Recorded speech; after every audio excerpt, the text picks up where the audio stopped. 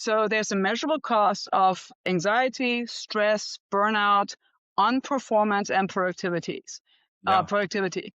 There are a lot of studies in published journals that show a direct correlation between those things, right? Your productivity goes down when you're stressed and anxious and distracted, and your confidence is just not there because you have to deal with these extra variables, right? Then you have, in the realm of business, you have turnover and attrition. If someone burns out, if someone is constantly stressed at work and is not really able to just focus on the technicalities of their job, like closing a business deal, then you have heightened turnover, attrition, and stress from that. Welcome to the Real Estate Pros Show, where we interview real estate investing professionals from coast to coast, as well as the service providers that serve the real estate investing industry. Our goal is simple: share what's working now to help you improve and scale your business to the next level and meet the pros that can help you get there. Real Estate Pros is powered by Investor Fuel, America's leader in helping real estate investors and professionals build the business you need to live the life you've always dreamed of. Let's start today's show. Property insurance for real estate investors doesn't have to be difficult, but it does need to be there to protect you when you need it. MyInvestorInsurance.com not only provides insurance at 15 to 30% cheaper than traditional agencies, it's built specifically for real estate investors like you. You can set up an account in about 2 minutes, get quotes on properties, turn on and turn off insurance for your fix and flip or rental properties in around 2 minutes without having to talk to anyone directly, all through our portal. There's no better way or faster way to make sure you've got the coverage you need to protect you, and no more lengthy policies either. Once you're set up, you're billed monthly and prorated by the day for however long your policy is active. It's powered by MSI, the third largest independent MGA, with 1.5 million customers and more than $1 billion in cumulative premiums written. Get set up today in about 2 minutes at myinvestorinsurance.com/fuel. Hey folks, welcome back to the show. Today's guest, Carmen the Momba Gulliksen, is a self-defense expert. She designs evidence-informed training programs for people and organizations operating under pressure with a focus on decision-making, personal safety, and adaptive resilience. Carmen, thanks for taking the time today. Thank you for having me. Pleasure to be here. Now, before we hopped on here, I mentioned to you, I'm a big fan of, combatives training, martial arts, and not just for the physical benefits, but also how it kind of transforms your situational awareness in life, right? Yes, absolutely. The mental acuity that you have to develop when you are going through the scenarios of training, when you're learning how the basic movements of the body affect you, that actually helps you just perceive things around you a little bit differently. A lot of times we talk about learning the awareness of a martial artist, knowing your environment, being aware of where the exits are, little things, reading people better. Those are all things that you learn and you kind of subliminally, subconsciously kind of integrate into your everyday life. One of the things, I can just say this in my own limited training, and I mentioned to you, I'm a proud 3-stripe white belt in Brazilian Jiu-Jitsu, is, I have noticed, just hand placement. Like I'll look, and I don't think people even think about that. But when I'm having a conversation with someone, every couple of seconds, I might just gauge where their hands are at just to make sure, right? And it's things like this that I think most people are just not looking at. And I know this is a very public thing that happened. If you remember when Chris Rock was like slapped at the Oscars, I remember Yes. watching that and I'm like, he let him close the distance. You can't let that person close the distance that much. In your background, and we talked before the show too, you're very highly educated as well. When did you start to realize that, having that level of physical assuredness and combative skill can also translate into some other realms as well? Well, when you're talking about just the day-to-day life, that actually comes fairly quickly. You don't need to have super extensive training to already notice that you're starting to look at things a little differently and to be able to integrate some of those skills right off the bat. But it was later on where I really realized that the training that I was receiving was put me at a little bit of a different level with regards to just understanding people in general. And that to me was very important, because when you understand people and read people differently, the body language, like you said, he should have never let him come so close at, the Chris Rock situation. But those things happen almost automatically, and they're very subtle a lot of times. And just understanding that helped me realize that I was actually de-escalating situations before they even became real situations. There are a lot of situations where I was in, and I was like, wow, if I hadn't had the training 5 years earlier, this would have possibly resulted in a conflict. That's 100% When this time right. it didn't. You mentioned something that is so critical, which I think a lot of people, especially people who don't come from a martial arts or a self-defense background, have a misnomer, which is if you train all this time, then maybe you're more apt to use it. Where in my case, I've like literally No. never had to use jujitsu once. And it's because, and I have to say, like, I feel like I grew up in a relatively, rough, I mean, it was middle class, but I mean, middle class, but definitely some rough, yeah, young people growing up where I grew up. And one of the things that I noticed was I would then Stop living on an island and join the #1 mastermind in America for professional real estate investors. Investor Fuel is a community of hundreds of the nation's top investors working together to build stronger businesses and better lives. In addition to the amazing community of real estate investors acting as a board of advisors for one another, Investor Fuel members have access to 100% funding on purchase and repairs for our members only, a health insurance program, and benefits and discounts that more than pays for the membership of most of our members, meaning it's actually costing you money to not be a member of Investor Fuel. If you're looking to scale your business and build a business that allows you to live the life of your dreams, please visit investorfuel.com today and book a call with our team. realize, just like you mentioned, Carmen, the situations that I would be putting myself in, I would start to kind of survey, hey, is this going to potentially, end badly? And I would be quicker to remove myself from those situations and just kind of have a situational awareness. What would be the term to use for, just when you're aware of your surroundings more? Is situational awareness the correct term? Yeah. Situational awareness or acuity. I think, that it's surprising even to me as I'm mentioning this here. You would think that that might be something that you would have automatically, but I definitely can relate to once going through some level of physical training that has increased really quite significantly. Why is that? Well, there are a couple things. Number one, you're starting to realize how things connect, right? You're starting to realize when you're standing in front of other people and they actually talk you through it, and you start focusing on body movement and such, how much you can actually learn from it and how much information it gives you. And I think people inherently are curious and they like getting information. They often just don't know what to look for and how to analyze it. But once that door opens, you intuitively do it because it's a healthy thing to do for survival, really, honestly. But humans are inherently curious too. The other thing that you need to consider too is engaging in a training scenario kind of environment and realizing how you can actually be extremely skillful very quickly in managing those things coming at you. Let's say someone throws a punch at you and you learn how to just slip or move, or that you can just block it. And you can see the punch coming at you, so it's fairly easy to move out of the way in most cases, in most scenarios. That right there gives you a confidence that you really didn't have before.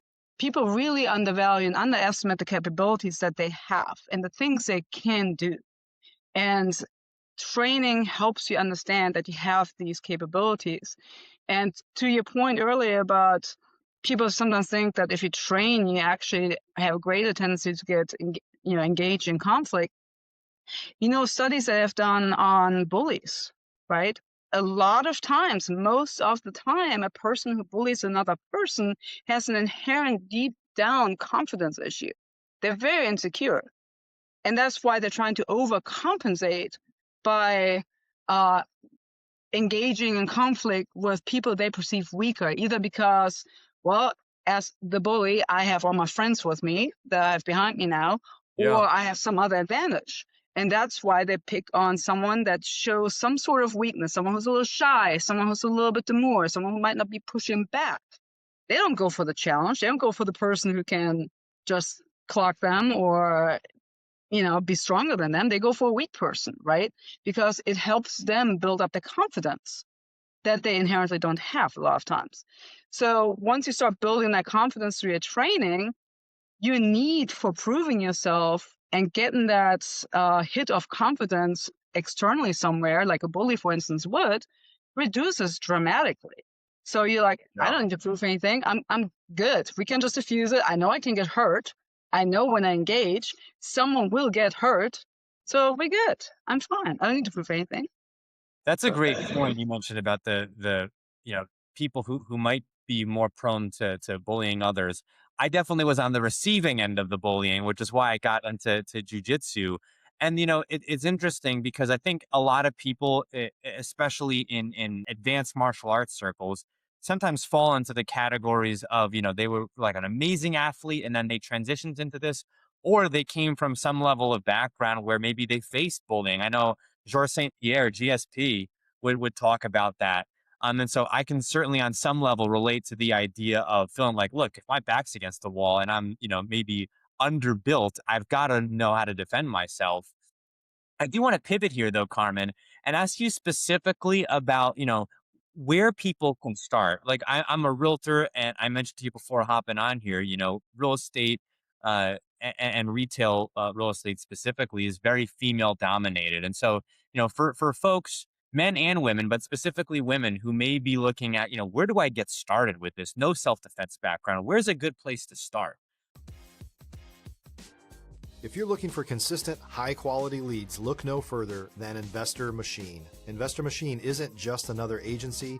It's the most sophisticated, data-driven lead generation company on the planet for real estate investors, and serves the role of being not just a lead generator for your business, but a marketing partner that is helping you achieve your goals along the way. Go to investormachine.com to learn more and schedule a call with our team today.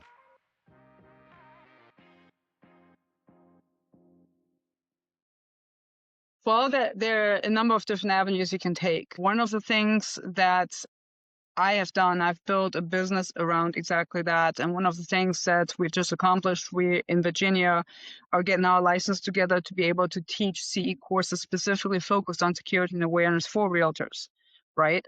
But one of the big things that realtors, or really anyone who is interested in some self-defense need to know is really what to look for in those schools that offer different self-defense.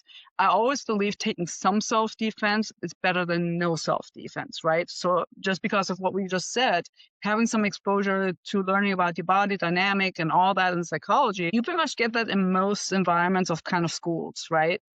But you do want to look for some specific things if you're in those high-risk environments. For example, specifically nurses that I've worked with, they're not allowed to leave marks on their patients. So they might get attacked by a violent patient, but if they leave marks on the patient, they get in trouble, right? So they need to be very conscientious of those little details too.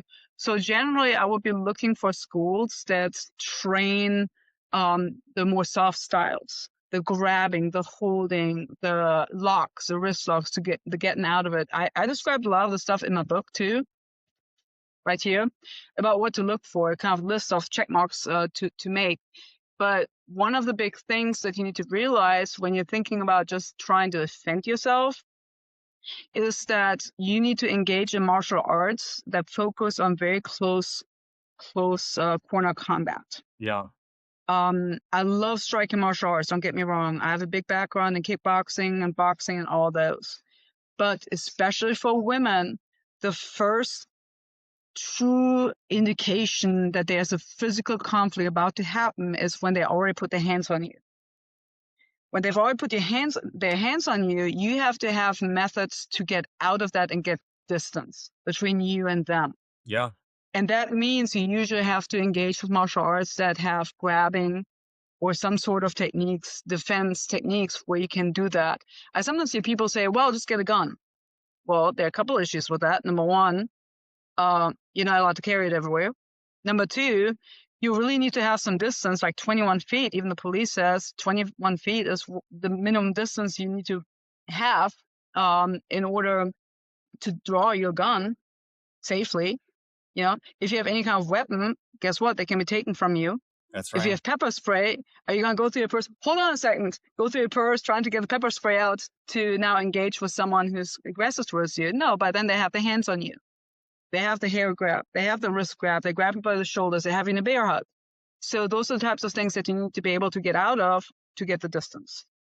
Now, one of the things that I've often thought about as far as grappling is concerned is Mhm. like everyone goes to some level of gym class when they're growing up in school. Isn't this something that would benefit from everyone having some level of grappling training? Or I've heard, when I've said this to people that, hey, everyone who's, let's just say, if you're doing well in school, if you're or if you're getting by, you should be able to Mhm. have access to this for free, just like the same way, you can go and play basketball at recess, that type of thing.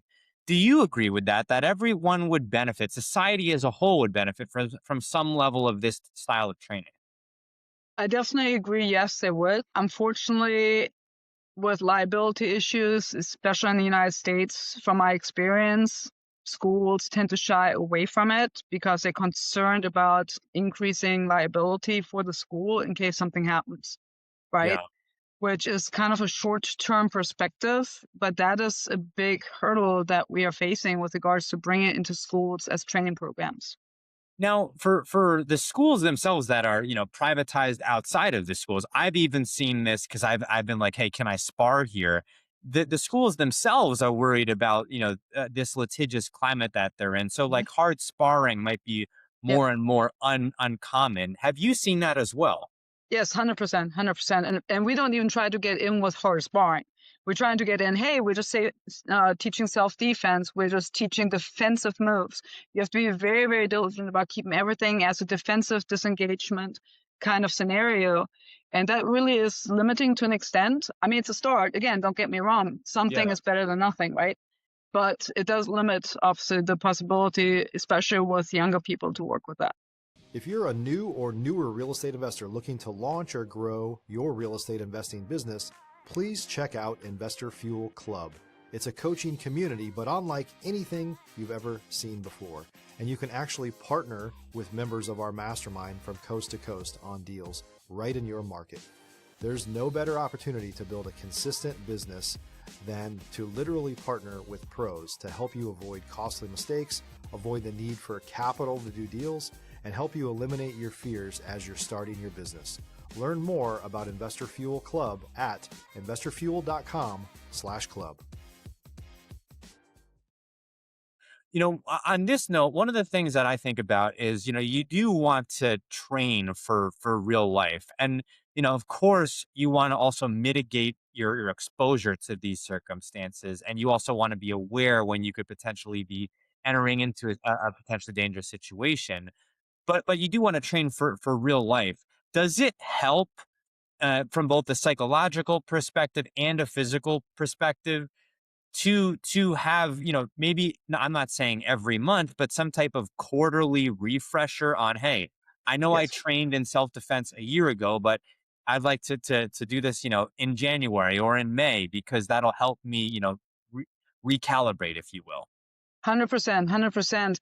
Doing a regular engagement like that is really key.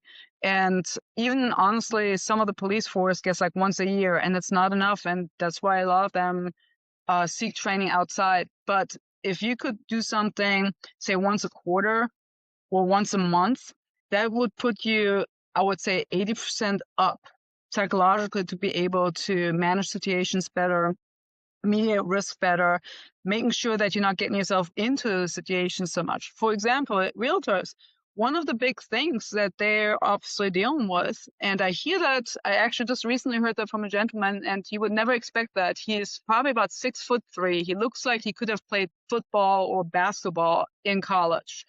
Young man, and he told me straight up, It's like, it's great what you're doing. I'm scared going to my showing sometimes. You would never expect that from a gentleman like that, right? And now imagine a 5'6" lady going into a showing, Yeah. right? Meeting 3 guys wanting to look at a house, or some strange man who is obviously going to outperform her physically, most of the time. So giving someone like her or even him training on a regular basis is going to be making a tremendous difference in a couple of categories, like 2 main areas that we always look at. One is just from the business lens, right? You have a couple things, the bottom line from the executive view, and then you have the human lens, the real world experience, behavior under pressure, trauma related long-term stresses, right? Or conflict events, right? So when you look at a business lens, think about it this way. So there's a measurable cost of anxiety, stress, burnout on performance and productivity. There are a lot of studies in published journals that show a direct correlation between those things, right? Your productivity goes down when you're stressed and anxious and distracted, and your confidence is just not there because you have to deal with these extra variables, right? Then you have, in the realm of business, you have turnover and attrition. If someone burns out, if someone is constantly stressed at work and is not really able to just focus on the technicalities of their job, like closing a business deal, then you have heightened turnover, attrition, and stress from that, right? And then on the third level, just the business side, you have things like liability, right? We talked just about store liability. Now imagine a brokerage having an incident where one of their realtors gets in a situation. They're too stressed to really act properly or optimally. I don't want to say properly, but optimally. Yeah. And they didn't have proper processes in place to maybe record the events and deal with the follow up and follow through, and then recovering from it to come back to work. Those are all liabilities, and well, who carries that? The brokerage, right? So from a business side, that can be very, very expensive, all 3 different factors of that. Now, I want to give one quick moment to what I just said about the recovery. One of the things, if you have you ever read Lieutenant Colonel Grossman's book on combat? No. It's a fantastic read. You should maybe check it out. One of the things that he addresses is any kind of training that someone engages in, any kind of understanding of what interpersonal conflict is at the level that we just talked about. When you actually then get into a situation of being in interpersonal conflict situations, assuming obviously you survive, so we don't want to be super dramatic, but let's say you make it through it, you come out at the other end. But the capacity to make it through and move on with your life with minimal PTSD, trauma, and other things that are commonly associated with those types of conflicts is much, much, much, much higher if you engage in some training. The possibility of you not having to deal with these stressors. So if you have had no training, it could very well be that you survive a situation, but then you mentally and psychologically get so damaged by it that you still cannot really move on with your life. Why is that? Why does the training help? Why does the training help? Because a prepared mind can conceptualize what happened better, can work through it better, and can then move forward better. If you have never thought of something being able possibly happening to you, to me, then when something does happen to you, the gap between your expectation and what actually happened is so much greater that the mind just tends to shut down. And I don't want to say overreact, but it reacts much more severely because there's such a gap between your expected reality and what actually happened. Yeah, that is so key. I've never had someone in the self-defense space or otherwise talk about the recovery portion of it. It doesn't have to I don't think it has to be something as I would say, life or death as war, right? But it could be, returning home from, a stressful job, right? Let's say that you've been working long hours and you're just kind of like on edge, right? I could see training being very critical in that type of environment and setting as well, just to help you cope with, what's going on. And I think honestly, there should be more training. And we talked about that here today, that, in many cases, either due to lack of exposure or lack of options, sometimes people feel like, well, I'm not going to get started, or I don't really know where to go, or there may just not be that many options from where they're Yes. at. But I do Yes. think that for all the reasons that you mentioned, the psychological, the recovery, physical, situational awareness, it has so many great benefits. We are coming up on time here, though, Carmen. Any new projects that you're working on? And then as well, what's the best way for folks to get in contact with you? Well, the biggest project that we're working on right now is really rolling out the CE courses for realtors. Right now, it's going to go across all of Virginia. That's our main base, and then we're going to spread out to other states as well. But the biggest way to possibly engage right now is we come to the location of the businesses or the teams that want our services for seminar style training. So we can do 1 or 2 hour sessions, and we have other materials to obviously support that for everyone to go through things after the fact a little bit, have their little manuals and everything, right? And we're always open for answer questions and other little workshops. But really just get started of doing something. And if you just have any questions, ping me and we can point you in different directions. If you need help finding a school, we can even help with that, right? If you need to figure out what kind of school you want to go to, we can help with that too. But right now, our biggest focus is realtors, making sure that we offer brokerages access to training for their realtors so they can make sure their bottom line is steady and their realtors are protected. Carmen, thank you so, so much for what you're doing. And then thank you for your time today and for coming on the show. Appreciate you, Dylan. Thank you so much for having me. Thanks for joining us for today's Real Estate Pros Show. You can learn more about the amazing benefits of the Investor Fuel Mastermind community, including surrounding yourself with hundreds of other rock stars, 100% financing for your deals, and members-only discounts from vendors you're likely already using that, as a member of Investor Fuel, will save you more than the cost of your membership. Visit investorfuel.com to learn more. If you're interested in joining us as a guest of this show, please visit investorfuel.com/pros to apply. You can also check the show notes for access to free resources, how to get access to world-class lead generation, and much more. Don't forget to subscribe so you never miss another episode. Have a great day. We'll see you on the next show.